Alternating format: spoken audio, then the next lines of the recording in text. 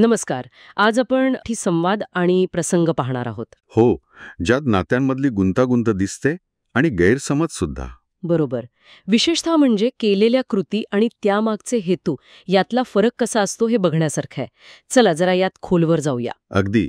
आणि या सगळ्यामध्ये मला वाटतं लक्ष वेधून घेणारी गोष्ट म्हणजे एका साध्या खिचडीभोवती म्हणजे कसा भावनिक तणाव निर्माण होतो हे आहे. हे दाखवतं की अगदी साध्या घटनांमधून पण नात्यांची गुंतागुंत समोर येऊ शकते. हो, पण महत्वाचं काय तर तिने पार्थासाठी म्हणजे कोणाकडून तरी शिकून मुद्दाम खिचडी बनवून आणलेली असते. हो, म्हणजे तिच्या बाजूने एक प्रयत्न आहे, एक एफर्ट आहे. बरोबर. पार्थासाठी काहीतरी खास करायची इच्छा, तिने घेतलेले कष्ट दिसतात इथे. पण गंमत पुढे आहे. नक्कीच. खरी मेघ पुढे आहे, जेव्हा ती ऑफिसला पोचते आणि मग काय होतं? कारण तिथे तिला कळतं की पार्थने खिचडी ऑफिसमधल्या एका सहकार्याला दिली आहे. ज्यांचा उपवास असतो त्या दिवशी. हो. आता वरकरणी पाहिलं तर ही मदत आहे, बरोबर. एका उपाशी माणसाला खाऊ घालणं. हो, पण काव्याच्या दृष्टीनं तिची सगळी मेहनत, तिच्या भावना. इथेच तो संघर्ष येतो समोर. एका बाजूला पार्थाची कृती जी कदाचित चांगली असेल, म्हणजे मदतीच्या हेतूने केली असेल, आणि दुसऱ्या बाजूला काव्याच्या भावना आहेत ज्या नकळतपणे का होईना पण दुखावल्या गेल्या आहेत. अगदी. एकाच प्रसंगाकडे बघण्याचे हे दोन पूर्णपणे वेगळे दृष्टिकोन झाले. बरोबर.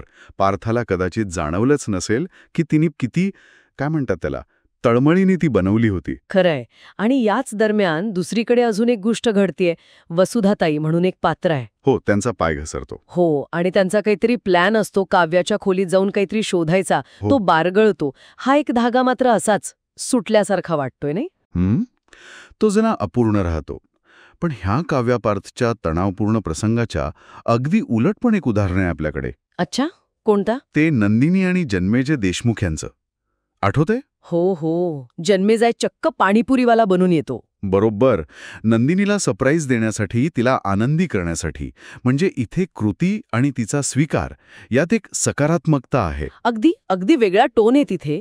पण आपण परत काव्य आणि पार्थकडे येऊया. जेव्हा काव्याला हे खिचडी प्रकरण कळतं तेव्हा ती थेट बोलते त्याला. काय म्हणते ती? ती म्हणते, तुम्ही तुमचं ताट नाही दिलत, माझी मेहनत दिलीत जी मी तुमच्यासाठी केली होती. बापरे, किती नेमकं आणि थेट बोलणं हे. तिच्या भावना स्पष्ट करते ती. हो ना. आणि त्यावर पार्थाचा प्रश्न आणखी विचार करायला लावणार आहे. काय विचारतो तो?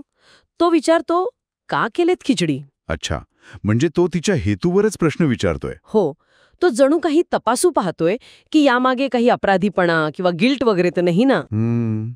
यातनं त्यांच्या नात्यातली जी अस्पष्टता आहे ना, ती समोर येते. बरोबर. जी काव्याच्या शब्दात सांगायची तर, नवरा तुम्ही मानत नाही, मित्र तुम्ही होऊ देत नाही. किती क्लिष्ट आहे हे. हे सगळं ऐकल्यावर प्रश्न पडतो की नक्की काय हवंय काव्याला.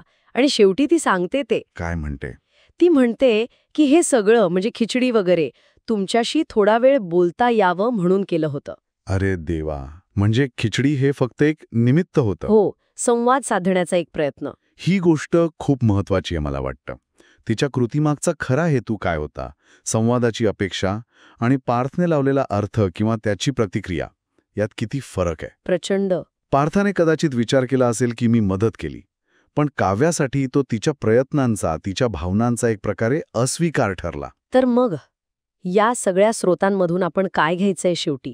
मला वाटतं हे संवाद आपल्याला हेच सांगतात की नाही की नात्यांमध्ये ज्या कृती दिसतात त्यांचा अर्थ नेहमी सरळ साधा नसतो. बरोबर.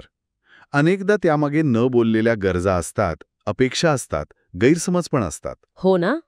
आणि हे आपल्याला एका मूलभूत प्रश्नाकडे घेऊन जातं खरं तर. कोणता प्रश्न? की आपण आपल्या जवळच्या माणसांच्या कृतींमागचे न बोललेले हेतू, त्यांच्या ज्या भावना व्यक्त होत नाहीत त्या खऱ्या अर्थाने किती समजून घेतो. किंवा तसा प्रयत्न तरी करतो का? बरोबर. हा विचार करण्यासारखा मुद्दा या स्रोतांनी नक्कीच आपल्यासमोर ठेवलाय.